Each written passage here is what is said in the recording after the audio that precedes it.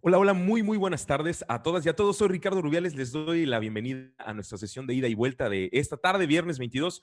Ya estamos cerrando el encuentro virtual, Transmutar los Museos de Ciencia, y yo estoy muy feliz. La verdad es que les agradezco tanto que nos hayan podido acompañar a Patti León y a Sebastián Bosch en esta tarde. Va a ser una conversación increíble y bueno, recordarles un poco que toda esta sesión de ida y vuelta que hemos tenido toda la semana, lo que buscaba era juntar a dos profesionales que han trabajado en temas de museos y, bueno, crear diálogos interesantes y conversaciones que pudieran detonarnos más reflexiones interesantes y ver desde distintas miradas por dónde andamos. Así que hoy para mí va a ser una delicia y les quiero dar la bienvenida otra vez. Les voy a pasar los micrófonos, pero quiero presentarles entonces, gracias Patti León por estar con nosotros y gracias Sebastián Bosch. Ahí están los micrófonos. Muchas gracias. Gracias, Ricardo. Muchas Hola, gracias, Ricardo. Hola, Patricia, ¿cómo estás? muy bien, gracias. ¿Y tú? Bien, muy bien. Bueno, iniciamos esta conversación. Vamos a blanquear la situación primero. Con Patricia conversamos ayer o anteayer un poco sobre esto, sobre qué podíamos conversar justamente en este fin de ciclo. Y una de las preguntas que surgió en este sentido era por qué los museos o por qué estas instituciones pueden ser o no esenciales. Esto tenía que ver con un contexto pandémico, ¿no? Suele suceder, o al menos aquí en Argentina pasó esto, que fueron las primeras instituciones en cerrar y quizás sean las últimas en abrir, y bajo ningún punto de vista eran consideradas como instituciones esenciales, ¿no? Uno puede entender claramente el concepto sanitario de esta decisión, pero nos parecía un lindo juego como para empezar a conversar si esto de lo esencial o no esencial pasaba por una cuestión de contenidos de estas instituciones, de formatos o de no sabemos bien qué. Así que bueno, es como para iniciar esta conversación, ¿no? Empezamos de esta manera.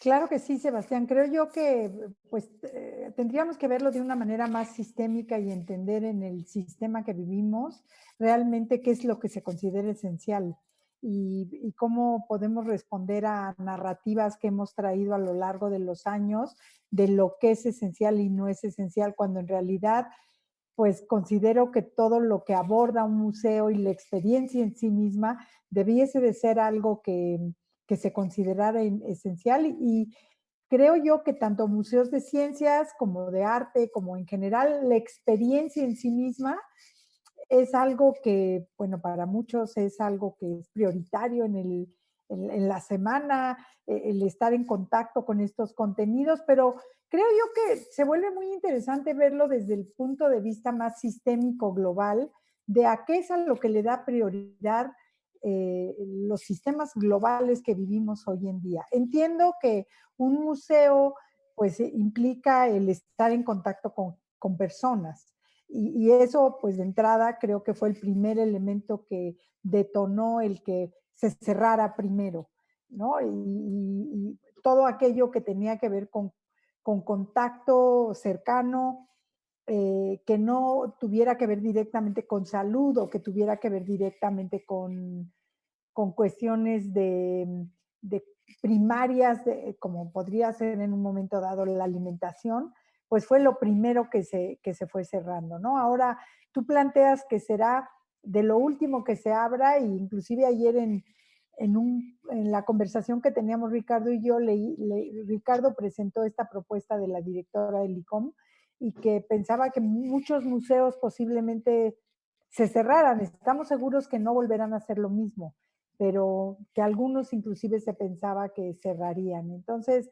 sí creo que nos pone en un punto donde nos tenemos que cuestionar qué es esencial en la vida de nosotros, qué es esencial en temas de educación, de aprendizaje, y por qué no se le da ese peso tan importante que pueden tener los contenidos que tienen en un momento dado y que manejan los museos. Sí, sí, pensaba también en esto de lo esencial relacionado a esta situación de espacio-tiempo, ¿no? Que suele suceder en los museos. Espacio-tiempo de manera presencial y espacio-tiempo también en la virtualidad, en las redes. Y, y en tres instancias que tienen que ver con lo que sucede en estas instituciones, que son el qué, el cómo y el con qué, ¿no? Qué se dice, qué se cuenta, cómo se cuenta y con qué recursos. Y pensando otra vez en lo esencial, acá hay como una decisión, ¿no? Hay una decisión fundante, es qué decido que suceda en un espacio-tiempo que sabemos que es finito, qué decido contar, cuáles son los contenidos que trato de transmitir, de comunicar, de construir en estos espacios, sabiendo siempre que estas instituciones suelen manifestar relaciones de poder que son asimétricas. Digo, hay quienes decidimos o quienes deciden qué se cuenta en estos espacios y otros tantos que no lo deciden. Y uno al momento de decidir qué se cuenta en el mismo acto, está decidiendo qué es lo que no cuenta. Esto está pasando en esta conversación ahora, ¿no? Nosotros podríamos haber encarado la conversación de otra manera y estar hablando de otras cuestiones y decidimos que no sea así. Decidimos aprovechar nuestro espacio-tiempo, que es este, que estamos transitando este aquí ahora, en esta conversación y estamos descartando un montón de otras conversaciones posibles. Esto que es tan obvio sucede todo el tiempo en un museo. Y es una decisión fundante, ¿no? Es una decisión del qué cuento, cuál es el contenido que transmito. Y asociado a esto, y no menos importante, el cómo. Esta cuestión de la mediación, de la empatía. Uno podría decir que define sabiamente o contextualmente y se hace cargo de los contenidos, pero la manera en que lo transmite o que los media es poco amena, poco agradable o poco eficiente. Y creo que en última instancia es el con qué, ¿no? La discusión del con qué. ¿De qué manera? ¿Cuál es el dispositivo que me permite hacer que esto suceda, ¿no? Pero entonces, como estas tres instancias, el qué, el cómo, el con qué, y saber que uno siempre elige qué contenido incluye y cuáles son las montañas de contenidos que quedan fuera, ¿no?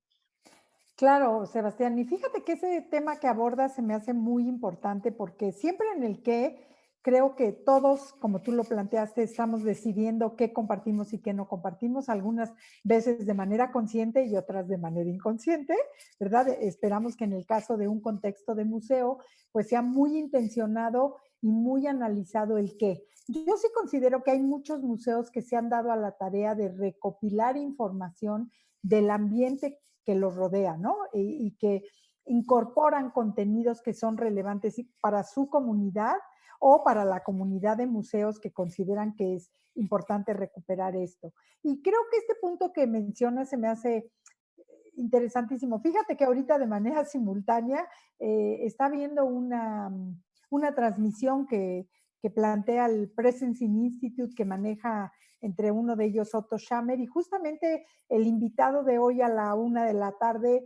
es Humberto Maturana, que Humberto Maturana justamente se me hizo muy interesante porque nos habla de cómo cada uno construye su realidad y cada uno pues de alguna manera interpreta el mundo y que en ese sentido tenemos que estar conscientes de esa interpretación y tenemos por eso que compartir y conformar equipos que te permitan pues tener una mirada mucho más compleja y no solo la propia, ¿no? Y creo, mi experiencia es que ha habido en muchos museos ya este interés de poder compartir cuáles serían esos contenidos relevantes tanto para los que colaboran como para la misión y visión que tiene ese museo, ¿no? Y por otro lado, incorporar a la comunidad que lo rodea para poder, ayer mencionaba Ricardo un comentario de Nina Simón que tiene que ver con qué hizo con un espacio que le donaron y justamente investigó, salió a indagar sobre lo que pasaba a su alrededor y decidió usar este espacio como un comedor que era la necesidad de la comunidad cercana y cómo a través de estas acciones e iniciativas puedes acercar a las personas a que sepan que un museo es un museo no en esta idea tradicional de solamente un espacio al que vas y no interactúas. Y creo que muchos museos, y ahí es donde empezó mi camino con los museos, yo te diría que por muchos años he trabajado toda la propuesta de Ruben Feuerstein de la mediación del aprendizaje, y en ese sentido entramos al tema de mediación en los museos, y así fue como entré con Ricardo en comunicación y en el trabajo, y creo que muchos museos han estado interesados por hacer esta comunicación, este cómo, de una manera más mediada, con una interacción que realmente incluya intencionalidad, reciprocidad, significado, y transferencia del conocimiento, ¿no? Y viendo el museo como un espacio en el que se aprende, ¿no? Porque se aprende en todo momento y todo lugar. Y en ese sentido me llevarías al con qué, pues creo que a mí me encanta ahorita ver que estamos en una modalidad totalmente distinta. No sé si comprendí a lo que referías con el con qué, pero me encanta ver que estamos aquí platicando y que además ahora se abre la posibilidad de que tú estando en Rosario y yo en la Ciudad de México podamos tener una conversación, ¿no? Entonces creo que esto nos abre nuevas posibilidades para repensar el con qué en el museo. Sí, sí, sí, pensaba, bueno, esto que conversábamos también antes de el con qué tiene que ver con una anécdota que no sé si será cierta o no, pero vale la historia de dos personas que se cartean periódicamente, una podría estar en Argentina, la otra podría estar en México, y la primera carta va de esto de que, bueno, te voy a contar que dentro de poco se va a inventar un aparato maravilloso, que uno solamente con discar un número puede comunicarse con otra persona. Llega la carta, la respuesta es, uy, qué bueno, fantástico, ¿y esto cuándo va a suceder? Vuelve la carta y esto va a suceder en el próximo mes. Y nosotros vamos a poder, mediante este con qué, que es este aparato, vamos a poder conversar. Y del otro lado la respuesta es, uy, maravilloso, pero ¿conversar de qué? Y es esto, ¿no? Que pensándolo, a lo mejor uno como institución tiene como una responsabilidad en cuanto a elegir los contenidos, pero también se puede pensar que está bueno en liberar esta situación y el conversar de qué sea conversar de lo que la gente quiere conversar y que quizás de lo que quiera conversar no tenga que ver necesariamente con los contenidos de la institución. Digo, también es una manera de soltar un poco, de flexibilizar esta relación de poder que se suele dar en las instituciones y de soltar un poco el control, ¿no? Y sí, y el para quién es como fundante también, es como que hablarle a los pares o hablar en una situación endogámica, sí puede ser reconfortante, pero desde los museos quizá tengamos otra responsabilidad. Yo les cuento un caso muy concretito. Yo hasta el año pasado trabajaba en un museo de ciencias naturales y al momento de definir qué muestra queríamos tener, era como yo lo pongo en términos binarios, quizás no sea tan así, pero una opción era tener una exhibición decimonónica y taxonómica de ejemplares extintos en la provincia de Santa Fe, que es el lugar donde está ubicado el museo, que cuente de cuáles son las especies en extinción a raíz del corrimiento de la frontera agroecológica, ¿no? La provincia de Santa Fe es una provincia altamente sojizada. La soja hace que se desplacen poblaciones tanto humanas como no humanas. Entonces, una posibilidad hubiese sido exhibir como un museo de teoría del siglo XIX un ejemplar al lado del otro de los que se estaban extinguiendo de extinción. Esa era una opción. La otra opción, que fue por la que fuimos, era hacer un relato histórico, social y ecorregional de por qué se estaban dando estas condiciones. O sea, por qué se estaban dando estas condiciones y también proponer un cambio, ¿no? Una propuesta muy modesta, pero una propuesta de cambio. Entonces, y ahí es el momento de elegir qué es lo que se cuenta y qué no, cuáles son los dos caminos. Y no hay uno que esté bien o uno que esté mal. Son múltiples caminos posibles. Lo que sí creo que hay que ser muy honesto con contar cuál es el camino que se toma y desde qué posicionamiento se decide contar lo que se cuenta. Y esto sucede, o creo que estaría bueno que suceda en todos los espacios, ¿no? Manifestar el pacto en la primera instancia. Te voy a contar esto por este motivo. Y Claro. hay un montón de cosas que no te voy a contar porque, bueno, porque no puedo contarte todo al mismo tiempo. Claro, y yo creo que mucho de lo que se elige, se termina eligiendo, responde a una serie de razones o de, yo te diría, de intenciones que tiene el mismo museo, ¿no? En este sentido, creo que algo que se vuelve muy importante es pensar que como un espacio de aprendizaje, un elemento que te puede acompañar en la decisión de esos contenidos es de qué manera tú le puedes brindar herramientas al público para que pueda desarrollar el pensamiento crítico, ¿no? Y entonces ahí te puede ayudar este criterio, este indicador para decir, bueno, ¿cuál de estas dos posturas o visiones me podría ayudar más a que el público pudiese tener una mirada mucho más crítica de las situaciones, que de alguna manera le dé más elementos para lograr esto? Y creo que el incorporar este tipo de habilidades, no solamente los contenidos, ¿no? Al vivir en esta sociedad del conocimiento sabemos que lo que se pide es desarrollar una serie de, lo que se ha llamado competencias, que son el conjunto de habilidades, conocimientos y actitudes que se ponen en juego para resolver situaciones y que tú vas usando a lo largo de tu vida, ¿no? Cuando lo requieres. Entonces, ¿cómo el museo en un momento dado pudiese contribuir al desarrollo de estas habilidades incorporadas en sus propios contenidos de las exhibiciones?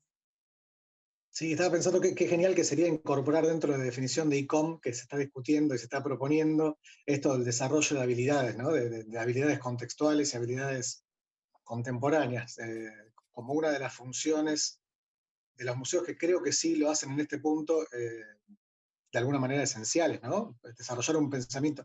Y otra vez, esto tiene que ver con un posicionamiento teórico, pero desarrollar un pensamiento crítico hoy creo que es una condición de esencial, una condición que va a la esencia de la cosa, ¿no? No replicar contenidos, no pararse en este museo moderno que trataba de formatear una sociedad, sino establecer un pensamiento crítico, que en realidad es otra manera de disciplinamiento, ¿no? Están pensando en instituciones que disciplinan y que dicen que el pensamiento tiene que ser crítico. Bueno, pero creo que es un poquito superador a lo que veníamos trayendo como institución, sí. Claro, inclusive podría haber Es- exhibiciones que cuestionaran cuál es esta postura que se sí, tiene, ¿no? Yo pienso que, no sé tú qué piensas, me gustaría escuchar tu opinión sobre, creo que una de las habilidades, si lo remontamos a habilidades, creo que una habilidad clave hoy en día para mí es ser flexible, ¿no? sí, La flexibilidad y qué tanto en un momento dado cuando tú hablas de la presentación que tú hablabas, por ejemplo, de lo que se hace en Santa Fe con el movimiento de la soja, ¿qué tanto la flexibilidad hace que generen migraciones? O qué tanto hoy en día vamos a migrar a modelos distintos por la capacidad que tengamos de ser flexibles y no aferrarnos a un modo de vida que fue, pues yo te diría, desde hace principios de este año, ¿no? Y que ahora se usa este nuevo concepto que al menos en la Ciudad de México y en México como país se está hablando y seguramente en muchos de los países con los que estamos conectados ahorita, que es este concepto de nueva normalidad, ¿no? En donde vamos a volver a una vida cotidiana, pero que sabemos que esta vida cotidiana no va a ser igual que la que veníamos desarrollando y cómo el elemento de la flexibilidad se vuelve clave para poder adaptarnos y cuando hablamos de adaptación, pues hablamos de esta capacidad de modificarnos, de ser inteligentes para adaptarnos a las nuevas realidades y bueno, a la construcción que vamos a hacer de las nuevas realidades para poder dar respuesta a una vida más equilibrada, más justa, a una sociedad. Y aquí traigo el punto que tiene que ver también con este tema del cambio climático, ¿no? Creo que esta experiencia nos ha podido ver, demostrar que sí podemos como mirar de manera o actuar de manera distinta para contribuir a que haya menos contaminación. Tenemos que tomar en cuenta como para poder abordar inclusive los contenidos de un museo, ¿no? Creo que hoy en día en un museo de ciencias la situación que estamos viviendo nos llevaría mucho a repensar qué contenidos podrían ser de utilidad o que podrían sensibilizar a las personas para cuestionar sus posturas y para poder tomar posturas que nos beneficien más en la sociedad en la que estamos viviendo. sí, sí, sí, sí, coincido y hay como una interpelación que me parece que está bueno hacer. Cuando uno habla de nueva normalidad, el término siempre la normalidad remite a la norma, ¿no? A lo que está normado. Y acá otra vez la pregunta, que vos un poco lo dijiste, Patricia, es ¿quién construye las normas, ¿no? La posibilidad de repensar es un pensamiento un tanto utópico, pero bueno, vale la utopía, de pensar que las normas se puedan construir colectivamente. Digo, que esta nueva normalidad conformada por determinado conjunto de normas sea de una construcción colectiva. Eh, es como un pensamiento que se me ocurre. Y el otro que se me ocurre también es, y en cuanto a los cambios posibles que son climáticos y son de los otros, es considerarnos como, y acá sí, a la humanidad como no esencial, no a los museos, sino como que la humanidad en realidad es parte de un sistema y es susceptible de extinción como cualquier elemento de este tipo de sistemas a lo largo de la historia de la Tierra, ¿no? Digo, no pararse en esta cuestión de que desde nuestras instituciones vamos a salvar a un planeta o a proteger a la Tierra, sino que no, de nuestras instituciones lo que vamos a hacer, y que no es poco, es construir una humanidad más humana, una humanidad que respete a otros actores del entorno, una humanidad que construya normas que sean más respetuosas, normas más sensibles, y acá entra la parte sensible juntamente con lo racional, ¿no? Entonces, de cómo logramos que estas normas no sean solo racionales, sino que tengan un gran componente sensible, esta nueva construcción de normas, si es que la hay, y si es que es posible, ¿no? Claro, y a mí me gustaría recuperar una palabra que para mí es el eje de todo lo que está sucediendo, y yo te diría como punto de tiempo-espacio, mayo 2020. Yo te diría que la palabra que escucho en todos los espacios en los que participo o con los que colaboro es el tema de lo colectivo, Sebastián. Creo yo que hoy se habla y me encanta un concepto que he escuchado mucho en estas propuestas de Otto Schammer, que hablan de movernos del ecosistema al ecosistema, ¿no? Y que a mí me parece interesantísimo porque creo que ¿quién soy yo si no soy en los otros y con los otros? Entonces, creo que un punto y un concepto que me gustaría mucho recuperar de lo que mencionaste es siempre tener presente el colectivo, ¿no? Y que si va a haber normas, porque en ocasiones, pues las normas se requieren para poder funcionar, interactuar, pero que sean normas basadas en lo colectivo y que desde nuestros espacios de museos podamos contribuir desde nuestra perspectiva, desde nuestra misión y nuestra visión de cada institución a, a poder mirar de esa manera crítica lo importante que es vernos como grupo, como colectivo y no vernos como individuo, ¿cierto? Y trabajar contenidos y en los cómo que lleven a desarrollar estas habilidades de manejo de situaciones complejas, habilidades de flexibilidad, habilidades de un pensamiento que me permite escuchar al otro y tomar su perspectiva y no enfrascarme en una sola perspectiva, ¿no? Y yo retomaría dentro del coaching ontológico, Ricardo Echeverría, que habla de convertirme en un observador de enfoque único, en un observador de enfoque múltiple, ¿no? Que integra y que entiende que esta relación y esta diferente manera de ver las cosas es lo que a veces conflictúa y que la diferencia, lejos de ser una problemática, es una forma de enriquecerme, porque la mirada del otro me enriquece, ¿no? Entonces, me gustaría como armar estas ideas en torno a esta idea de mirar a lo colectivo, Sí, abrirnos a sí, eso. sí, y en ese sentido también pensar en cuántos colectivos posibles hay, ¿no? Dentro de lo colectivo. Del pensamiento colectivo, pero también entender que no hay un solo colectivo, que hay múltiples, y también como comprender cuál es o historizar un poco el punto de partida de nuestras instituciones que generalmente representan a un solo de los colectivos posibles. Entonces, si uno pudiese incluir otras maneras otras cosmovisiones, otras maneras de entender el mundo en estas instituciones que son generalmente, mayormente instituciones modernas, si uno pudiese incorporar otras miradas, que es forzarlas un poco, ¿no? Pero si uno pudiese incluir la mayor cantidad de colectivos posibles que deseen ser incluidos, sería un gesto, sería una manera de construir algo diferente. Claro, después acá empiezan las preguntas, ¿no? ¿De qué manera se logra esto? Si estos colectivos que hoy no le estamos dando nombre, sino que lo estamos anunciando como tal, desean ser parte de esto, ¿no?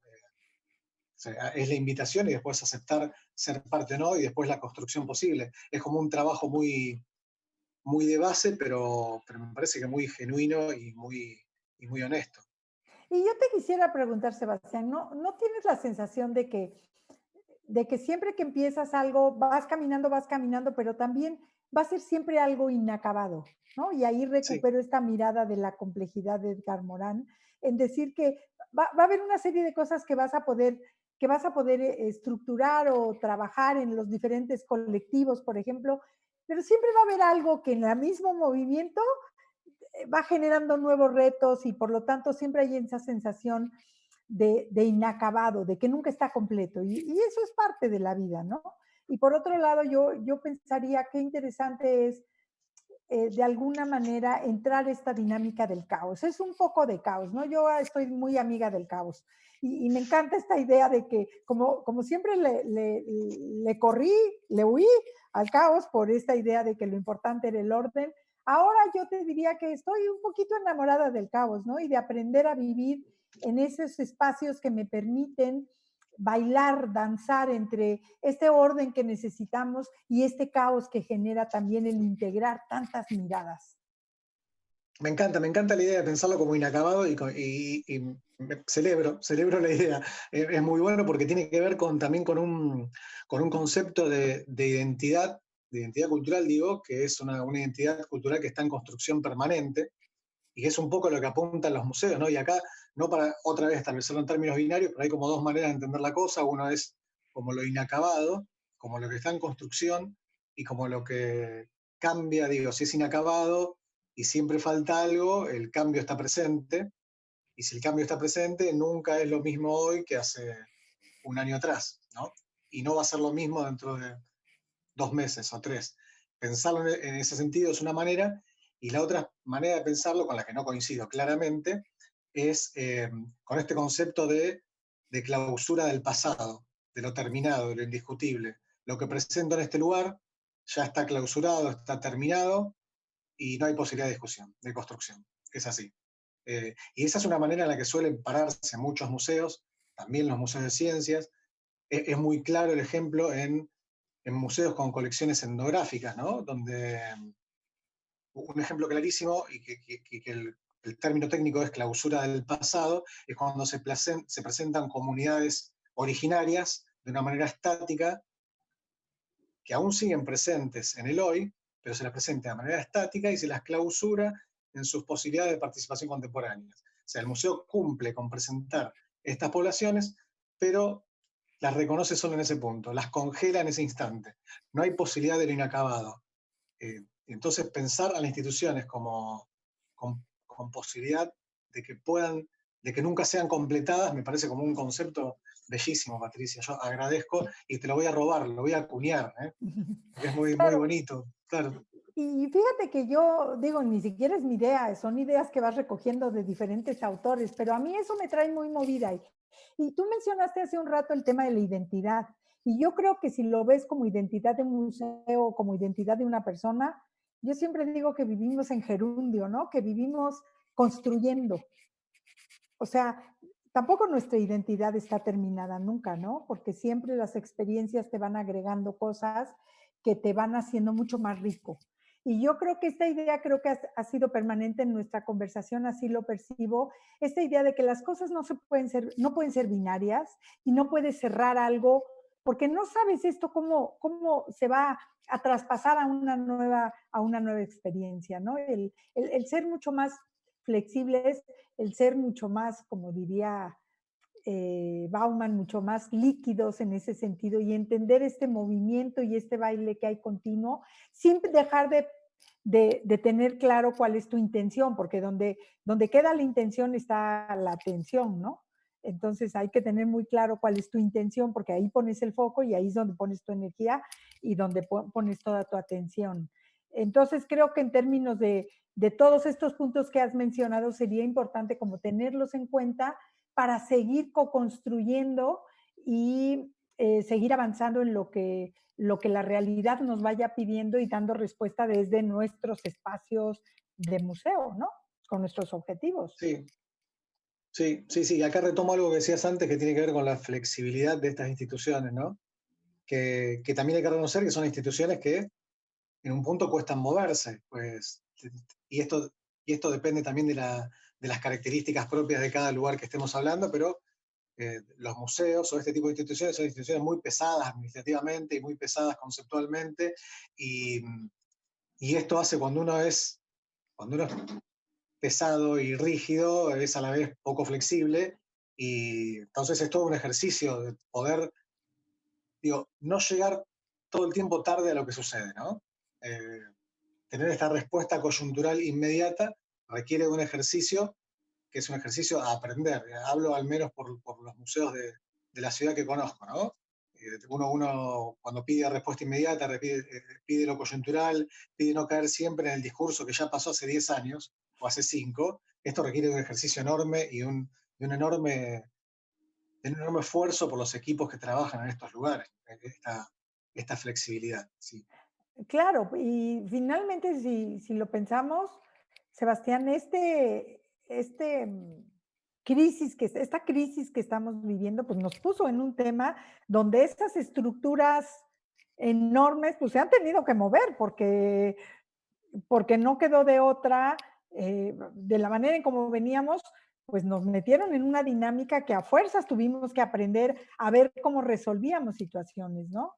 Y creo que como tú dices, sí lo importante será cuestionar cuando salgamos de esto, qué experiencias nos llevamos para dar una mejor respuesta que contribuya, como es la búsqueda que hacemos de contribución de parte de los museos a una educación y a acceder, que los públicos tengan acceso a experiencias distintas, que los hagan crecer y tener mejores formas de relacionarse y mejores formas de aprender y experiencias que te hagan crecer humanamente para contribuir mejor, ¿no? A los espacios donde vivimos.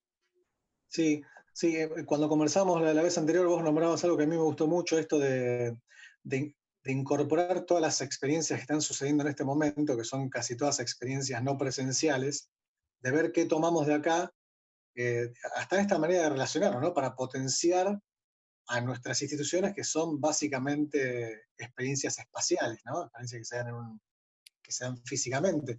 Y esto me parece que está muy bueno porque es una manera es algo del optimismo que se puede rescatar de todo esto, ¿no? ¿Qué aprendemos de todo esto y qué aprendemos para hacer de nuestras instituciones un poco mejor? ¿Y qué pasa cuando utilizamos todo esto que está sucediendo ahora, porque es lo único, casi lo único que puede suceder, para potenciar los contenidos que desarrollamos y que elegimos desarrollar? Es como una cuestión bastante alentadora pensar en estos términos.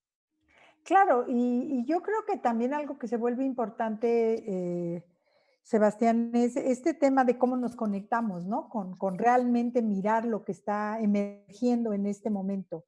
Cómo realmente podemos dejar nuestras narrativas, que, bueno, de acuerdo a Yuval Harari, son ficciones en las que vivimos y esas ficciones pues nos predeterminan a leer la realidad de una cierta manera. Entonces creo que una manera de poder parar eso es entrar en un contacto continuo pues con el aquí y ahora y estar viendo qué nos está devolviendo nuestra realidad y el poder, por ejemplo, tener estas conversaciones se vuelve muy interesante porque podemos tener diferentes puntos de vista que nos enriquecen y que nos hacen tener otra mirada de cómo se está viviendo la realidad, especialmente donde tú estás o en el museo en el que estás. Y yo creo que en ese sentido, sí creo que hay un llamado a tener un contacto y una apertura a poder mirar como con ojos más amplios lo que nos está sucediendo ahora para aprender de ello, ¿no? Eso en términos de contenidos, en términos de cómo y en términos de con qué. Que yo pienso que, por ejemplo, esta etapa de conexión virtual en la que nos ha puesto la pandemia nos puede enriquecer de muchísimas maneras y cómo los museos, ahora que volvamos la, a las nuevas etapas, podrían retomar espacios abrir espacios que pudieran recuperar toda la parte, por ejemplo, afectiva de todo lo que vivimos, antes siquiera, porque ayer oía yo la preocupación que hay por sanitizar los espacios, ¿no? En lo físico y en el término de salud, pero también diría, ¿cómo podríamos sanitizar los espacios en términos afectivos, ¿no? ¿Cómo nos podríamos ayudar ir limpiando de sensaciones negativas para poder entrar? Yo sé que situaciones muy complejas, porque hay personas que están viviendo situaciones de salud muy complejas, situaciones económicas muy complejas, pero ¿cómo abrir espacios para poder liberar esto y poder tener una mirada un poquito más amplia y poder aprender de cualquier situación y ver qué vamos a hacer ante esto, ¿no? Entonces, retomar eso, así como retomar este tema que te decía de las habilidades y poder abrir, poder brindar estos espacios de comunicación que nos pueden ser de mucha utilidad para aprender y compartir, pues de lo que tú has aprendido y yo he aprendido, cómo podemos hacer colectivos distintos que puedan contribuir a generar nuevos contenidos, nuevos espacios, nuevas miradas en entornos de museos, ¿no? Sí, sí, sí, la idea de usar o de aplicar estas nuevas, que de hecho este formato podría haber sucedido antes de la pandemia, digo, estas conversaciones podrían haber sucedido tranquilamente y por algún motivo no sucedieron, y no porque se hicieran de manera presencial, porque digo, sería poco probable que, o no sé, que vos estuvieses aquí en Argentina o yo en México conversando en un café y haciendo esta charla, ¿no? Eh, pero esto forzó algunos formatos, y acá sí vale reforzar esta aclaración, forzó algunos formatos para quienes pueden acceder a estos formatos, ¿no? Porque esto también hay que decirlo y ser muy claro de que si hay algo que pasó en esta pandemia, o por lo menos aquí, es marcar de una manera muy importante las desigualdades. No todo el mundo tiene acceso a estos formatos digitales. Dicho esto, no quiere decir que no se pueda usar a favor más adelante. Digo, no es un formato a desestimar, y siempre y otra vez haciendo hincapié en que quizás lo más importante, además del formato, sea el qué sucede en el formato. ¿Qué sucede con esto? Qué sucede cuando estamos abiertos y qué sucede cuando conversamos? Más allá de que esté genial conversar con cualquier persona sobre cualquier tema, porque es un acto que humaniza las relaciones. Bueno, otra vez volver a lo mismo, ¿no? Pensar un poco sobre qué es importante decir o hacer en estos espacios. Claro, y yo creo que una de las cosas que platicábamos en la vez pasada que nos reunimos, Sebastián, era el tema de que ciertamente esta situación, esta crisis que estamos viviendo va a ser mucho más grande las brechas.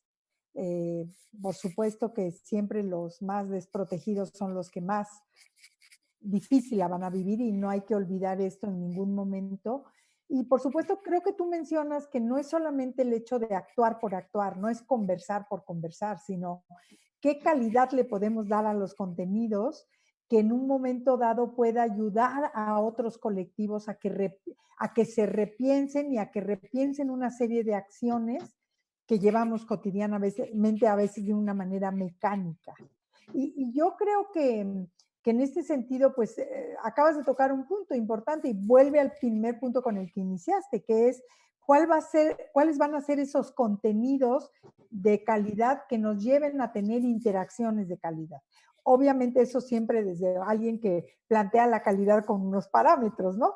Pero en Claro. estos términos de lo inacabado y de lo complejo que son las situaciones, pues puede haber iniciativas distintas de conversaciones y en el colectivo definir finalmente cuáles pueden ser esos criterios que hoy nos pueden servir a muchos colectivos para poder repensarnos y repensar contenidos que nos ayuden a desarrollarnos mejor y contenidos que nos ayuden a también obtener una eh, postura que sea más incluyente.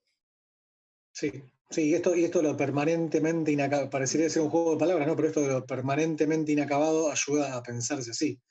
Es muy alentador, es pensar en instituciones que se adaptan permanentemente, que están vivas. Y cuando uno las piensa como vivas, también pensar en que son instituciones que en algún momento pueden dejar de estar, ¿no? O mueren como tal, y nace otra cosa. Eh, sí, sí, yo pensaba que también, para volver al principio, volviendo al principio, cómo deberían, no tengo la respuesta, ¿no? Ni siquiera creo que la podamos tener en algún momento, cómo deberían haber sido estas instituciones, o cuáles deberían haber sido los parámetros para que se entiendan como esenciales como un concepto no de utilidad, sino otra vez, ¿no? De llegar a la esencia de las cosas. y la verdad que no tengo una respuesta para esto, no tengo una respuesta tampoco para algunas instituciones que se convirtieron con todo esto de la pandemia en una aplicación del mercado. Digo, esto que la reacción inmediata, ni siquiera digo que esté mal, porque uno hace en este contexto lo que puede hacer y no siempre lo que quiere, pero la reacción de muchos lugares, incluso de algunos museos de los cuales estoy a cargo, la reacción inmediata fue una aplicación. ¿Qué hacemos? Una aplicación de mercado. Y bueno, digo, creo que podemos hacer mucho más que una aplicación de mercado. Y quizás esto de lo mucho más que podamos hacer tenga que ver con lo acabado, y el hecho de no hacerlo inmediatamente tenga que ver con nuestra historia como instituciones y esto de lo pesado que somos al momento de actuar, ¿no? Que nos da cierta lentitud, cuestión que deseo que cambie en algún momento y que puede cambiar, claro. Claro, y a lo mejor esto es algo que apenas vemos, ¿no? O sea, en esta crisis nos hizo evidente esto. Y yo creo que ha habido diferentes niveles de reacción, yo te diría, diferentes velocidad en la reacción, ¿no? Porque, bueno, hubo quien dijo, ¿cómo seguimos vivos, no? ¿Cómo seguimos haciendo presencia? Y a lo mejor la pregunta es, después de que te empiezas a mover, que lo ideal sería que antes de moverte te preguntaras, ¿y qué es lo que queremos? Como tener la claridad de la intención mucho antes de la acción, ¿no? No ser tan impulsivos y realmente ser más proactivos, porque planeas o piensas que quieres o cuestionas, me gustaría más ese verbo, ¿no? Que realmente cuestiones, pues, qué es lo importante y lo esencial para ahora. Pero yo creo que esto nos tomó tan desprevenidos que además nos está haciendo ver una serie de cuestiones que van a ser importantísimas en función de cómo nos vamos a definir en el futuro cercano, ¿no? Siempre pensando que vamos a estar inacabados, pero ¿cómo nos vamos a definir para poder actuar? Porque acuérdate que también cuando nos vamos a un extremo del caos, de dejar esto tan inacabado, pues nos podemos volver apáticos. O sea, sí necesitamos un poco de orden y de dirección. Y en este sentido, ayer hablaba yo de estos espacios caórdicos, que es esta danza entre el orden y el caos, que son los espacios que te permiten ser creativo, ¿no? Y que te permiten tener una mirada hacia dónde vamos, aunque que sabemos que estamos en todo momento construyendo y que hay cosas que a veces no sabemos hacia dónde van a ir. Y en ese sentido creo que el gran aprendizaje para mí es en este momento pensarlo así. Yo no sé cuando tú piensas, ¿cuál podría haber sido una reacción que hubiese sido como recuperando lo esencial, que no fuera pasar al app? Yo sé que ninguno tenemos la respuesta, pero No, podemos un poco no, lucubrar. yo me imaginaba un escenario que no pasó, que es, lo pongo en otros términos, ¿no? Cuando pasó todo esto, y al menos aquí en los Museos del Rosario, la instrucción fue o la decisión fue, bueno, a ver, todo el contenido que tenemos lo volcamos a las redes sociales y generamos contenidos para redes sociales. Y fue salir, incluso provocar que los equipos trabajen a contrarreloj para que esto suceda, porque no muchos de nuestros museos tenían estos contenidos susceptibles de ser colgados en redes sociales, y no muchos de los museos podían hacerlo inmediatamente. Pero la instrucción fue, bueno, hay que producir contenidos. Contenido, contenido, contenido. Digo, a lo mejor el escenario hubiese sido, señores, hay que poner pausa. Hay que pensar el tiempo de una manera diferente. No hay que producir contenidos, hay que pensarnos, que es diferente, ¿no? Eso es un planteo que ni siquiera sé si es un planteo que se puede hacer, porque la demanda es cierta, la demanda política y la demanda social es cierta, y es salir al ruedo con lo que hay y generar contenidos para que la gente se quede en su casa. Pero a mí no me parecía una mala propuesta apretar el botón de pausa, los que pueden apretar el botón de pausa, ¿no? Y pensarse, sencillamente pensarse. Un tiempo, no digo 60 días, un mes, un mes y medio. Pero esto, apretar el botón, detener el tiempo en un momento en el que todo parece detenerse, ¿no? Claro, pero no sé cómo fue tu vivencia, Sebastián, pero yo me pregunto si yo ahorita ya puedo hacer un comparativo, porque pues ya llevamos, bueno, las escuelas en México cerraron el 20 y los museos cerraron antes. Yo estoy confinada desde el 15 de marzo, ¿no? Estoy hablando de, Y yo pienso que ha habido como etapas, y hubo una primera etapa donde fue el miedo de desaparecer el Sí, que movió estas instituciones y que posiblemente en este momento que ha entrado como en una etapa distinta, podríamos darnos el lujo de poder decir, ok, ya aparecimos, ahora repensémonos, ¿no? O sea, pausa y repensemos, ya estamos presentes con una serie de contenidos en las redes. Ahora sí. sí que ya esto va caminando, hagamos una pausa y repensemos cómo queremos regresar.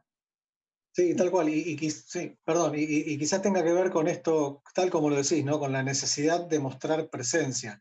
También habría que cuestionarse de dónde sale esa necesidad, ¿no? ¿Por qué hay que demostrar que uno está presente?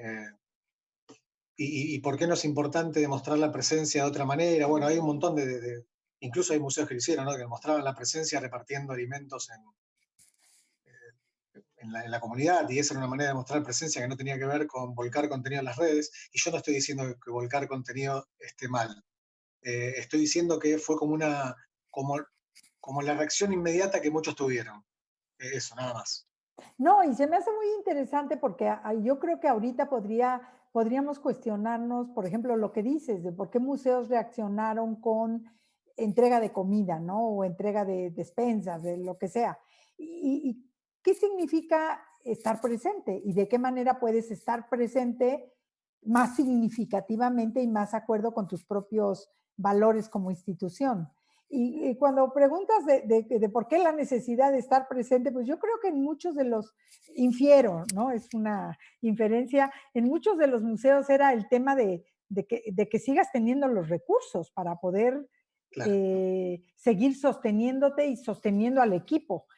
Pienso que los tomadores de Sí, sí, sí. decisiones por ahí a veces pasa por el tema de cómo hago para que me sigan dando los recursos que me pueda permitir seguir vivo y proporcionándole los recursos que requiere el equipo que colabora con los museos. Pero claro que esta idea de apertura y de a lo mejor haber hecho una mesas de diálogo al interno del colaborativo te hubiera podido dar diferentes formas de estar presente, ¿no? Sí, Pero creo yo que a veces las crisis, pues lo que te llevan es a paralizarte o a actuar sin pensar mucho, ¿no? De una manera muy impulsiva, a tomar decisiones que a lo largo del tiempo te das cuenta que a lo mejor no fueron las mejores decisiones o que pudo haber habido otras decisiones claro. un poquito más amplias o que recuperaran más visiones de otras miradas, ¿no? Sí, sí, tal cual. Y esto dejar en claro que no tiene que ver con abrir un juicio de valores en torno a la toma de decisión en un momento contextual tan terrible como este. Yo creo que cada uno de nosotros hace lo que puede en este contexto y bueno, y es así. Es una reflexión que tiene esa salvedad y esa también manifestación de respeto por la decisión tomada, sea cual sea, ¿no? No, y que ahora, bueno, yo pienso ahora que estamos en otro momento, inclusive en la crisis, pero en otro momento de la crisis, se puede pensar, yo ya mirando hacia futuro para que no salgamos nuevamente a actuar impulsivamente, sería como pensar cómo nos repensamos como museos. Esa sería una invitación a nuestros participantes, cómo repensar nuestro regreso, incorporando esta idea de lo esencial que tú mencionabas, Sebastián, incorporando esto de lo colectivo, incorporando esto de qué significa estar presente y cómo queremos estar presente, e incorporarlo desde esta mirada mucho más compleja que ahorita estamos teniendo posiblemente un espacio de un poquito más de, entre comillas, no tanta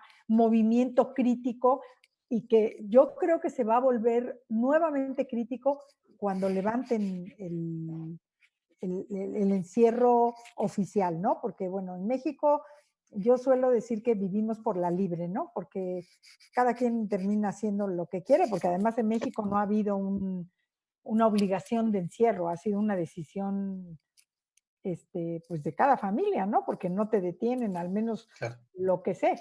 Entonces, en ese sentido, creo que tenemos ahorita elementos para saber, bueno, si queremos repensar nuestros contenidos como museo, con estos nuevos elementos que hemos escuchado y que nos ha aportado, por ejemplo, este encuentro virtual de museos, ¿no? ¿Qué podríamos ir repensando en términos de que podrían ser ideas que a lo mejor podemos ir lanzando y podemos ir repensando en equipos para cuando reabra mi museo, ¿no? Sí, sí, sí, sí, absolutamente de acuerdo. Y pensar también estos contenidos en, digo, también el afecto también puede ser una manera de manifestar el contenido, ¿no? Esto me, me gusta mucho soñar con que cuando volvamos a los espacios, volvamos de una manera más sensible, por decirlo de alguna manera, o más humanitaria. Que todo esto nos deje al menos eso, ¿no? Además de un montón de otras reflexiones que estamos teniendo, porque también la oferta de reflexiones es enorme, es inagotable, todo el tiempo están sucediendo cosas de las que uno puede escuchar y puede nutrirse y invitan a pensar. Entonces, ver de qué manera estos pensamientos también no quedan en este mundo de los pensamientos, sino que se manifiestan en cuestiones concretas y no en aplicaciones del mercado, sino en aplicaciones concretas.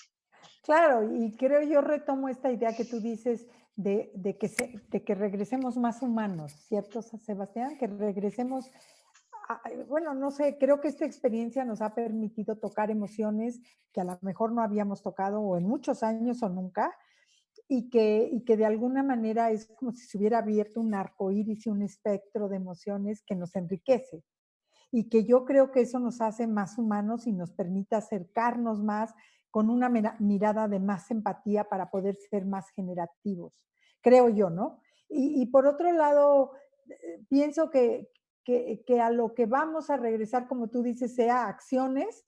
Y yo no sé si a ti te pasó, Sebastián, pero en cuanto nos empezamos a recluir, llegaron una cantidad de propuestas de cosas que tenías que hacer que yo decía, bueno, díganme a qué horas las voy a hacer si tengo que sacar adelante el trabajo que hay que seguir sacando y que ni siquiera los fines de semana, porque los fines de semana al estar en casa, pues el trabajo se duplica en la casa, ¿no?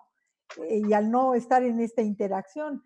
Entonces, en ese sentido, yo creo que ahora tendríamos que pensar con qué de esas reflexiones que he escuchado me podría quedar. Y fíjate que me hiciste pensar en una idea, en una palabra que es prioridad, priorizar. ¿No? Tenemos tanto que tenemos que, de acuerdo a nuestros objetivos como persona y como organización, que priorizar a qué le vamos a dar, pues a qué le vamos a dar principio y qué puede esperar en un momento más adelante, ¿no? Y fíjate Sí, que ayer participé en un grupo que me encantó. El compañero de este grupo que ha trabajado por muchos años con comunidades de pesca y con cuestiones de pesca decía una metáfora que me encantó, que es como la idea de la marea, ¿no? Esta marea que cuando la marea baja, puedes ver el fondo. Y esta crisis ha sido como esta marea que bajó y podemos ver el piso, que cuando la marea está alta o no ha bajado, pues estamos flotando y nadando y hacemos cosas, pero cuando la marea baja nos enfrenta o nos pone con los pies más en la tierra y podemos ver el suelo. Y entonces, hablando de marea, yo inmediatamente pensé que es como si ahorita estuviéramos surfeando, ¿no? Allá arriba en la cresta de una ola y viendo que hay cosas que podemos aprender y que para poder regresar de una manera más, más rica, más entera, más con contribuciones a nuestro entorno, tanto personal como familiar, habría que recuperar eso que se ve en el piso, ¿no? Eso que nos permitió esta crisis estar viendo y estar tocando. Y eso tiene que ver con ese punto que tú dices de lo esencial, de la mirada que cada uno tenemos, de qué tanto incorporamos al colectivo, etcétera, ¿no? Lo que hemos abierto en esta conversación. sí, yo recordaba una metáfora bastante, otra vez bastante apocalíptica que tiene que ver con esto de que se preguntan dos personas qué harías si mañana fuese el último día de tu vida, y la respuesta es de una de las personas una lista interminable de cosas, y la de la Dependientes. otra, Claro, y de la otra es, seguiría haciendo lo que estoy haciendo ahora. Digo, pensarse también en estos términos, que a mí me sucede, tengo la misma sensación, Patricia, cuando arrancó todo esto era como no daban las horas para hacer todo lo que había que hacer. Eh, y nunca supe bien por qué pasó esto, ¿no? ¿Por qué no me alcanzaba? Si el día anterior me alcanzaba el tiempo, ¿por qué al día siguiente no me alcanzaba por la demanda? Tenía que ver con un cambio de formato, tenía que ver con que no había hecho un montón de cosas que debería haber hecho antes. eh, y esto no tiene que ver con no repensarse, pero sino también llegar a una situación donde lo que uno decide, si bien tiene que ser contextual, se pueda sostener y modificar en el tiempo, ¿no? Esto de que la sobredemanda no sea inspirada por algo exterior. No sé si llego a la idea, ¿no? Pero esto de que si todo terminase mañana, yo seguiría haciendo lo mismo que estoy haciendo ahora. No me apuraría en nada, porque la decisión que tomé hoy la tomé de una manera pensada y prudente.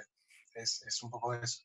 Y lo que estoy haciendo hoy tiene sentido, ¿cierto? Claro, O tal cual, sea, es eso. tiene un sentido que me permite decir lo que estoy haciendo es prioritario en Sí, aras de los objetivos o de la mirada a futuro que tengo, ¿no? Y para claro. lograr eso que me he puesto como un objetivo de vida, pues a lo mejor hoy voy a meditar igual que meditaría Sí, aunque fuera el último día, porque eso me permite entrar en sí, contacto o voy a terminar de escribir aquello que quedé de enviar porque es algo importante para la gente con la que trabajo, tal cual.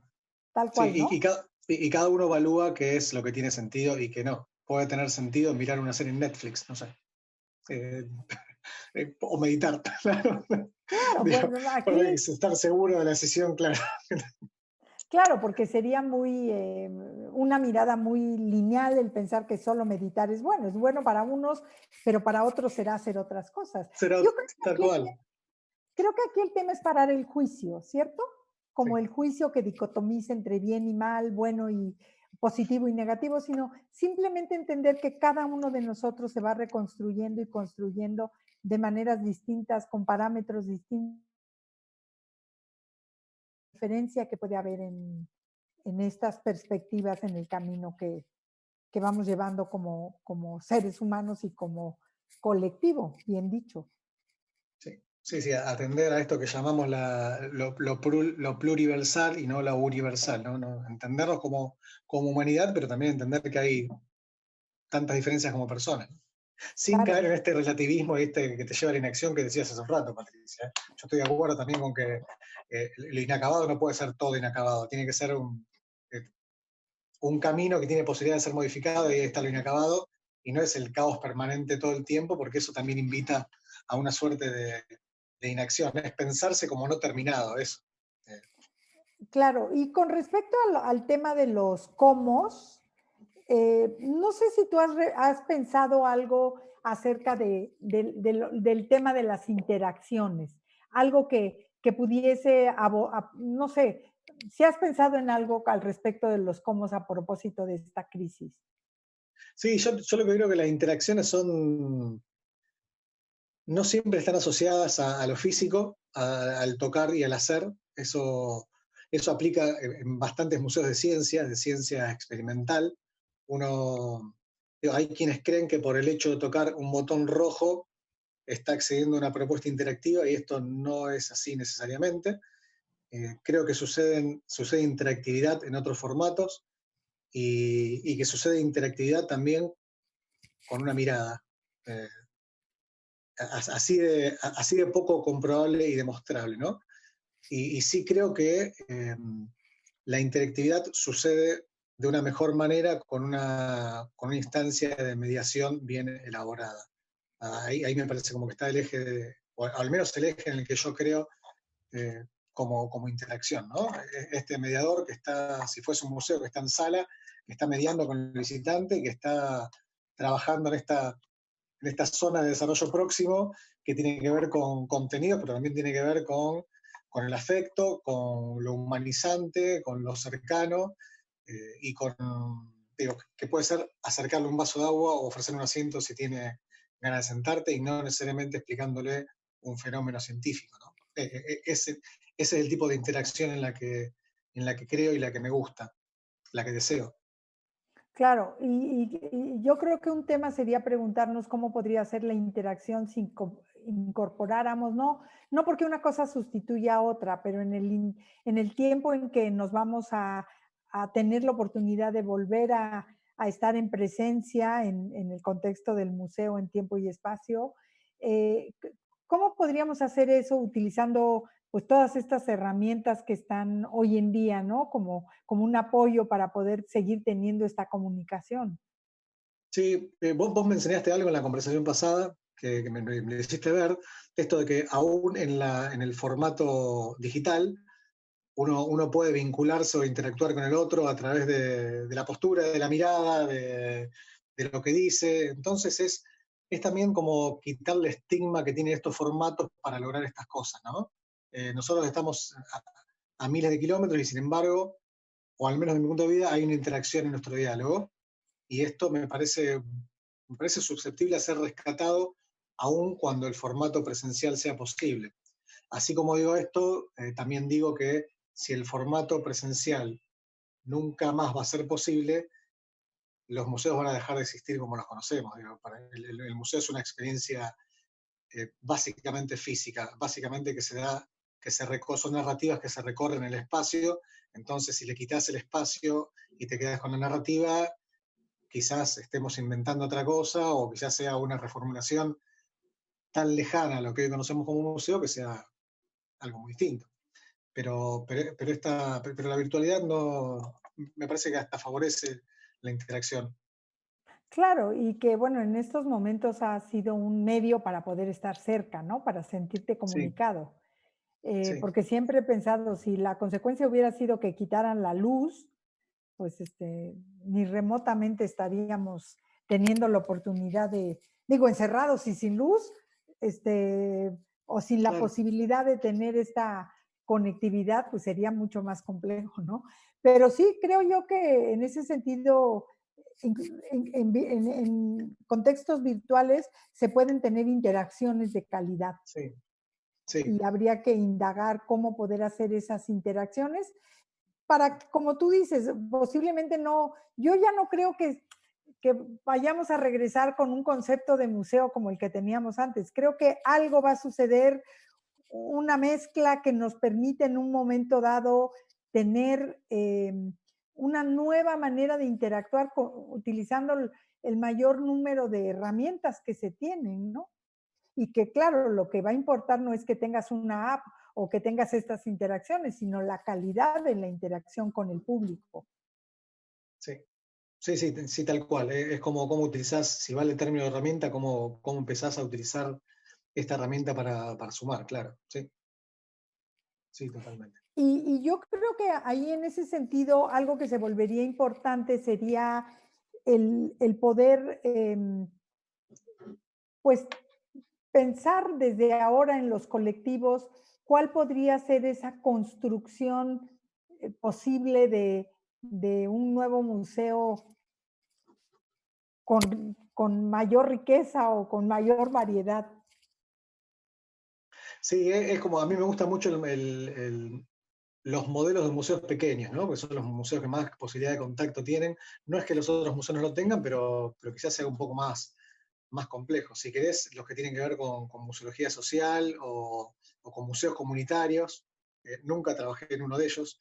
En el museo que trabajaba antes tenía como una visión de poder convertirse en algo de este tipo, pero claro, Rosario tiene una población de 1.200.000 habitantes y lograr eso con un museo, ese nivel de cercanía de un museo era como bastante, bastante difícil. Pero creo en estos museos que se entienden como pequeños, aún siendo enormes, que tienen la posibilidad de tener este contacto próximo con las comunidades, para que esto no quede solo en un enunciado y en una declaración de buenas intenciones, ¿no? Esto de trabajar con la comunidad, porque acá empiezan a aparecer las preguntas que conversamos antes. Está bien, trabajo con la comunidad. ¿Con qué comunidad? ¿Con cuál? Con tu primer anillo de comunidad, son los trabajadores y trabajadoras del museo, con la comunidad inmediata, que es el entorno de vecinos y vecinas del barrio donde está inserto el museo, con la comunidad de pueblos originarios de la ciudad, y así, ¿no? La pregunta sería, cuántas comunidades entran en un museo y de qué manera entran estas comunidades en este museo. Por eso el tema de la escala.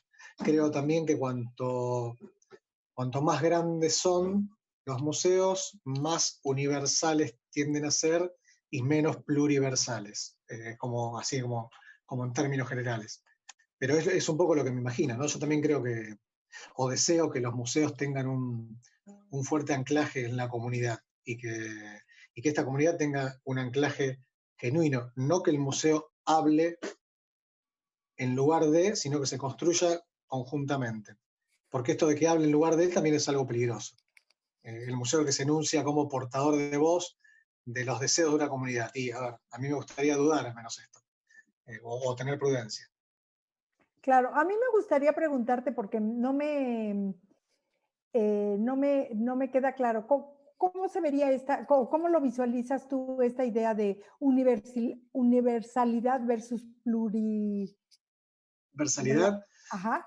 Es un concepto, porque el museo se piensa, o los museos se pensaban esto como aparatos de la gubernamentalidad modernista, ¿no? Entonces, como algo unificado, y los principios que detentaban son, o solían ser, principios universales. Lo que está ahí es universal, y si es universal, es indiscutible. Aplica a todo el universo.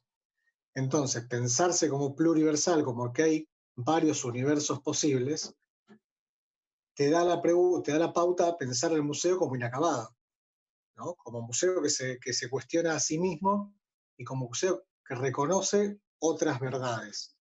Claro, esto en un museo de ciencias, de ciencia dura, es como complejo verlo. El concepto de posverdad no sé si entra mucho en este tipo de museos. Ya tiene como una complejidad extra. Pero yo no vería mal que en este tipo de museos entren otra serie de conocimientos, ¿no? Conocimientos que no son universales y que tienen que ver con las comunidades, a lo mejor un conocimiento religioso, por lo que entendemos como conocimiento popular, o las aplicaciones de estos conocimientos científicos que no son iguales en todas las comunidades. Entonces, hablar en estas grandes instituciones de conceptos que son más pluriversales, que atienden a distintos universos, que a que atiendan a una sola manera de conseguir el mundo o la cosa. Ese es un poco el sentido. Que claro, yo ahorita que ya me lo explicas con más detalle, creo que esto se relaciona con ese primer concepto que tú manejabas de lo importante de no creer que la manera en cómo vemos las cosas son las cosas, ¿no? Sino que entendamos que existen diferentes visiones y en ese sentido que hay diferentes universos. Encontrar y tú, o sea, en algún momento en tu experiencia han podido tener esta discusión al interno de los museos sobre cómo tener una mirada más pluriversal que universal. Sí, pero es una sola de las estrategias que nosotros usábamos, era esto, poner en crisis primero poner en crisis esta dicotomía entre conocimiento social, conocimiento popular y conocimiento científico, ¿no? Okay. Y la otra era poner en crisis la propia narrativa del museo. Esto lo hacíamos con un texto gigante que estaba en la pared que decía qué tan ciertas son las narrativas de este museo. O sea, porque también considerando y desde un posicionamiento científico, que es la provisionalidad de la ciencia, del conocimiento científico. O sea, el conocimiento científico es cierto hasta que se demuestre lo contrario. Hay 1000 ejemplos, no hace falta traerlos ahora, pero hay muchos ejemplos de esto, ¿no? De cuestiones que eran científicamente demostradas, al día siguiente dejaron de serlo y cambió de paradigma y ya está, cambió la cosa. Entonces, bajo este paraguas, entender también que hay otras maneras de entender el mundo que no son solo científicas y que pueden conversar, en algunos casos. En otros casos son absolutamente irreconciliables, pero también manifestar ese divorcio, hacerlo evidente. Claro, porque justamente creo que ese es un tema que hoy nos está como que llenando la información sobre la importancia de la ciencia, ¿no? En este tema, llevémoslo al tema del coronavirus, del Sí. COVID-19, cómo, porque bueno, yo he leído y escuchado en las noticias este gran reclamo hacia lo importante que es la ciencia, sobre los aportes que hace la ciencia con respecto al virus, ¿no? Y creo que sería una discusión muy interesante en este sistema, en este sentido de ver que, pues que puede haber una posverdad y que algo que se manejó en un momento dado como universal, Sí, ahora ya no aplica, porque creo que eso lo que genera es en las personas mucha incertidumbre y un poco de caos. sí, sí, y también entender que la ciencia, digo, la ciencia como entelequia como tal no existe, son hombres que hacen ciencia o que aplican a ciencia, ¿no? Y acá empiezan a jugar los intereses. Y entonces el último argumento que uno suele encontrar es, en un montón de publicidades, es testeado científicamente. Claro. A mí me gusta al menos dudarlo eso, ¿no? Porque, digo, no porque no crea en la ciencia, sino porque las intenciones de quienes hacen ciencia no son siempre las mismas. Eso es muy clave y el ejemplo concreto en la provincia es el desarrollo de Monsanto, pero tiene un desarrollo muy fuerte en genética y en organismos genéticamente modificados. Es un desarrollo científico muy fuerte, pero claro, es un desarrollo científico que hace que el alimento tenga patente, que se pierda la soberanía alimentaria. Es un desarrollo científico que hace que se corran poblaciones humanas y no humanas y que se desertifiquen espacios. Entonces a mí me gusta un poco dudar, porque después la misma ciencia es la que viene a decir, tenemos la solución científica a el empobrecimiento de la tierra y la solución científica es aplicar fertilizantes. Entonces es tramposa el razonamiento, ¿no? Claro, Lo mismo, por eso se no, vuelve no, tan importante. ¿Cómo? sí, no, que lo mismo se podría aplicar, nadie duda del desarrollo científico en torno a la pandemia, pero uno podría decir por qué permitimos que poblaciones animales estén hacinadas y sea más fácil que un virus se propague. Digo, que estén hacinadas por desarrollo científico, ¿no? Los feedlot son un poco eso, los criaderos, los gallineros de producción intensiva tienen que ver con conocimiento científico, entonces hasta qué, digo, qué es lo que genera a favor y qué es lo que genera en contra.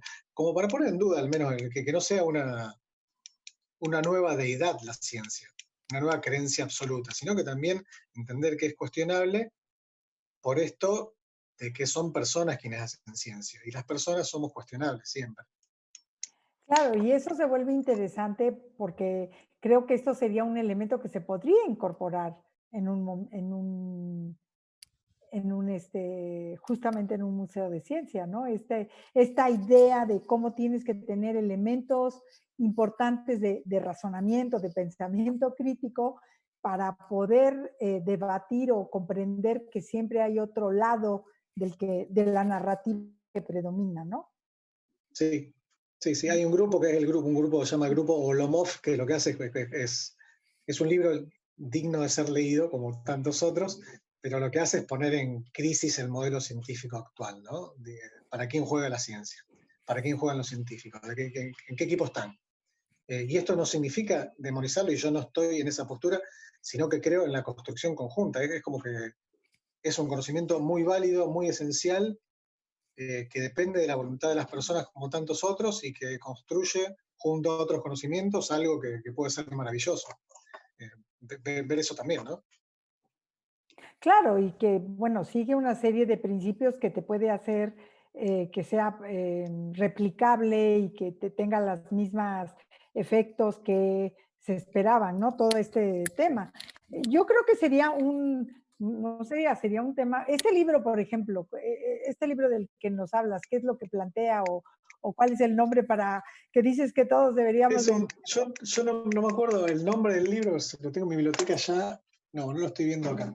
El grupo es Grupo Oblomov y lo que hace es un manifiesto anticientífico. Son muy contestatarios, es muy provocador el libro, Ok. pero lo que dice básicamente es que la ciencia, como está pensada ahora, nos lleva a la destrucción. Ese es como sería el primer, la primera Frase. síntesis del libro. No recuerdo el nombre, pero es Grupo Oblomov. Sí. Ah, mira, qué interesante. Lo Pues. buscamos, Sebas, y lo pongo Sí, en la claro, plataforma. sí, yo lo tengo aquí en casa. Ricardo, de paso el nombre, así lo podemos poner en la plataforma. Sí, está bueno leerlo, al menos para cuestionarse algunas cosas, ¿no? Sí, y estoy escribiendo aquí un tema, Pati. Ay, perdónenme que me meta en su conversación, que está buenísima, pero justo, Pati, muchas cosas de ustedes están hablando, las discutieron en el desarrollo de la definición del ICOM, que son conceptos como antropoceno, tecnósfera, y por supuesto el replanteamiento de los museos de historia natural, que tenía que ver con cómo esta mirada ética de la ciencia no fue abordada por los museos de ciencia por los últimos 20 años, es decir, la ciencia considerada como perfecta sin hablar de los problemas éticos que subyacen, es decir, solía suceder que teníamos un desarrollo tecnológico que afectaba al medio ambiente, a las personas en situación vulnerable, a no sé cuánto, y después de muchos años decíamos, ups, nos equivocamos, ¿no? Como que todo era prueba y error sobre el camino, y es una mirada que el ICOM está señalando mucho hacia los museos de ciencia. Por eso es que la cumbre internacional del 2017 como que un poco hizo hacia atrás 2 pasos y dijo, bueno, tenemos que ser mucho más claros con nuestra reacción con la sociedad, ¿no? En realidad, la investigación científica nos ha brindado muchas cosas y también tenemos el océano lleno de plásticos. Es decir, y también es una cosa Sí, de la que tenemos que hablar, ¿no? No podemos ya seguir invisibilizándolo. Me parece interesante mencionar. tal cual. El libro se llama Un futuro sin porvenir.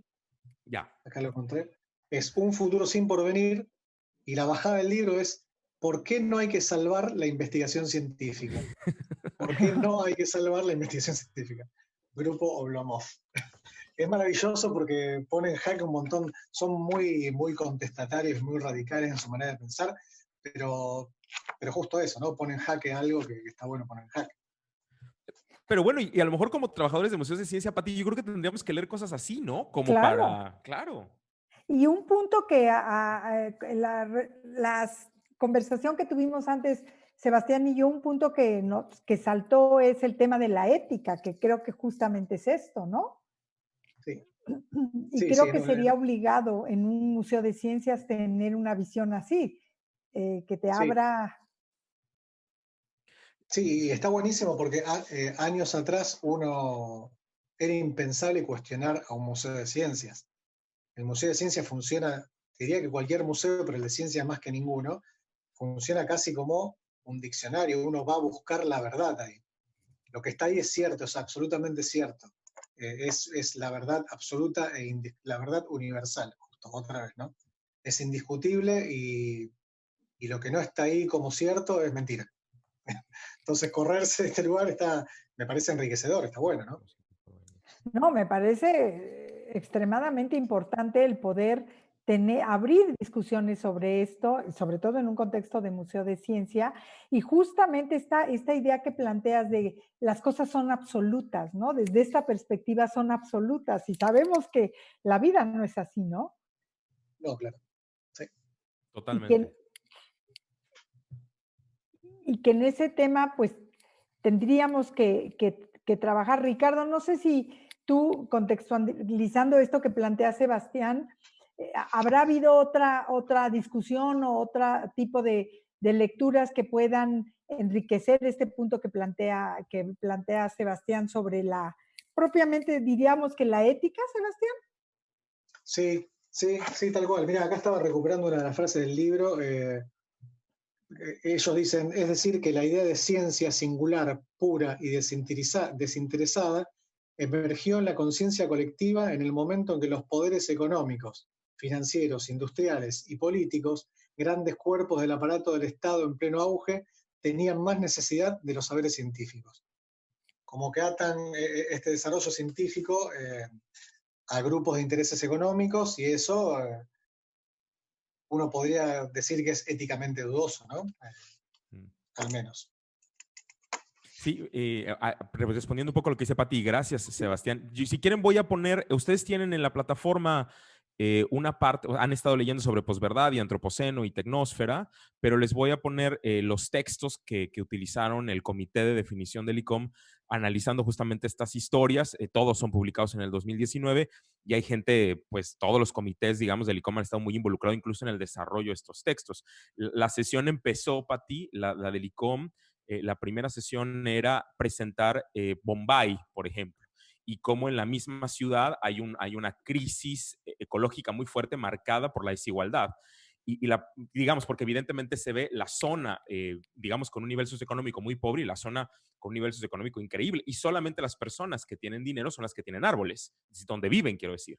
Entonces había como una discusión sobre hasta qué punto yo, hablando de ecología, llego a un lugar donde me detengo y digo, no, no voy a hablar de lo social y lo económico, ¿no? Y un poco decían, es imposible en el siglo XXI que yo dé mi clase de ecología o de lo verde o del medio ambiente sin hablar de las relaciones económicas y demás en este tema. Entonces me parece que es interesante lo de poner en juego, porque no todas las personas que trabajan en museos de ciencias, o por lo menos no en los años 90, pensaban en poner en juego y preguntar. Como dice Sebastián, era intocable, eran dogmas, ¿no? Era una verdad absoluta. No se iba al museo a cuestionar, se iba al museo a escuchar y a decir que sí. Claro, y yo creo que aquí lo que se vuelve interesante es el recuperar esto que cuando tú mencionas lo de Bombay, y que posiblemente es una llamada de atención a mirar las cosas de manera más completa, más sistémica, ¿no? Y estoy leyendo aquí una pregunta que hace uno de los participantes que dice, se llama Paola Santa Cruz, es de Quito, y dice, si estamos en un tiempo de crisis de la ciencia, tal vez es porque no hablamos de conocimiento científico, es más bien el método el que permite validar o no los procesos. Pero la ciencia no valida la verdad absoluta, sino más bien la pone en juego para comprobar la hipótesis y que pueda ser replicada o no. En este sentido, ¿cómo lo hacemos en los museos? Para ponerla en diálogo sin crear o caer en planteamientos sin fundamento. Me parece, sí, como sin intención de construir. Hola, Paola. Sin intención de construir la pregunta, pero es una. La respuesta está en la misma pregunta, es eso, es explicitar el método, explicitar las intenciones, es justo eso, es ser explícito con que hablar no en términos de ciencia, sino en quienes hacen ciencia y quienes toman el conocimiento científico de un u otro modo y lo hacen conversar con otros conocimientos o no. Me parece que es ese nivel de sinceridad que hay que tener en los museos de este tipo, no hablar en nombre de la ciencia, sino que decir que la ciencia es susceptible, no el método, sino que quienes hacen ciencia son susceptibles de subjetividades, son sujetos, básicamente. Claro, pero esta participación de Paola nos hace como ir un poquito más a la especificidad de Sí, lo interesante del método, ¿no? De lo sí, recuperable del método como tal, total. y que por supuesto, visto desde las personas, pues hay sesgos en cada uno de nosotros, ¿no? E Sí, intereses. Y hay otra pregunta que nos hacen que dice, ¿cómo introducir la reflexión ética, social y política en los museos de ciencia? Y dice, la ciencia es ideología. sí, creo que acá, bueno, Ricardo dio en la tecla con el comentario hace un ratito y estos contextos son básicamente políticos, económicos, sociales, tecnológicos, legales, científicos, ambientales. Y cuando uno le saca, y es muy difícil hablar de una sola pata sin el contexto entero. Entonces el pensamiento debería ser contextual siempre, ¿no? Debería hablarse siempre de ética en un museo de ciencia, o al menos me parece que debería ser así. Debería hablarse siempre de lo social en un museo que hable de ciencia. Esto lo conversábamos en una sesión anterior, esto de entender también o de empezar a pensar que las tipologías quizás ya estén perimidas, ¿no? Entonces, que un museo sea de ciencia no implica que yo no pueda hablar de un aspecto social, de un aspecto ético, de un aspecto legal. Hay que abordarlo desde múltiples visiones. Me parece que un poco esa es la clave. Claro, y eso me lleva No a sé, pensar que así como lo plantea el pensamiento complejo, la idea sería a lo mejor hacer museos multidimensionales, ¿no? tal No cual. museos especificados en ciertas áreas o disciplinas, sino una mirada mucho más. Yo estoy convencida de que es muy importante, como lo mencionas, el tener una mirada completa, una mirada sistémica y el poder pensar que pudiésemos hacer museos como mucho más integrales, más que tan divididos o departamentalizados, ¿no? Sí, sí, yo creo lo mismo. Sí. Fíjense que un poco completando las ideas y bueno, cerrando, porque chicos, el tiempo ya se nos fue, ha sido delicioso, pero ya vamos, ya se nos ha pasado el tiempo, entonces tenemos que cerrar. Ok. Pero un comentario, a lo mejor recuperando lo que decían ellos, es justamente, incluso les quiero contar a Sebas y a Pati, en el texto de Cambiando la Epistemología, se los voy a poner en inglés, pero es un texto muy serio que incluso sale en la publicación que hace el ICOM, que se llama The Museum Definition. Incluso sale una revisión de ese texto que se llama Changing Epistemologies, cambiando las epistemologías del museo, una relación nueva con la naturaleza. Es de Eric Dorfman, que es el director del Museo de Historia Natural de Carnegie y es el presidente del comité del ICOM de los Museos de Historia Natural. Es interesante que él hace un señalamiento a un museo particular, Sebas. O sea, al final del libro él incluso dice, y el Field Museum de Chicago, o sea, con todas las letras, sigue pensando que el mundo natural está guardado en una vitrina con especies muertas, ¿no? Con cadáveres, digamos, de animales. Y no se atreve a hacer reflexiones sobre la vida que está pasando en el aquí y el ahora. Y ese cuestionamiento lo hace incluso abiertamente en la asamblea. Y hay una serie de discusiones muy serias, porque a lo mejor es cómodo, Pati, que yo sea un director del museo que me quede hablando de un tema de 1980, porque hablar del cambio climático, hablar de contaminación, hablar de metano, pues es meterme en temas que, digamos, pisan callos, ¿no? Señalan personas, señalan industrias, hablan de dinero. Es un tema muy, muy difícil.